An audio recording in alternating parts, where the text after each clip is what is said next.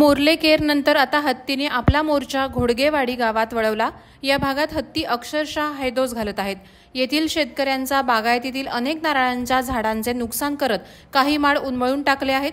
तसंच फणसाचं झाड देखील मुळासकट उखडून टाकलं आहे। यात शेतकरी बाबली तळणकर आणि दयानंद तुळसकर यांचं हजारो रुपयांचं नुकसान झालंय। याकडे वनविभागाने लक्ष देऊन बंदोबस्त करावा अशी मागणी परिसरातून होत आहे। केर आणि मोर्ले परिसरात हत्तींचा उपद्रव वाढला होता। पावसाळा आला की हत्ती तिलारी खोऱ्यातून जात असत, मात्र पिल्लामुळे यावेळी हत्तींनी या भागात तळ ठोकलाय। जंगलात खाद्याची कमतरता भासत असल्याने ते आता मानवी वस्तीतही शिरकाव करू लागले आहेत। केर आणि मोर्लेखेरीज हत्तींनी मंगळवारी रात्री घोडगेवाडी गावात उपद्रव माजवला। तेथील अनेक माडांचं नुकसान केलं, शिवाय काही माड मुळासकट उखडून टाकले।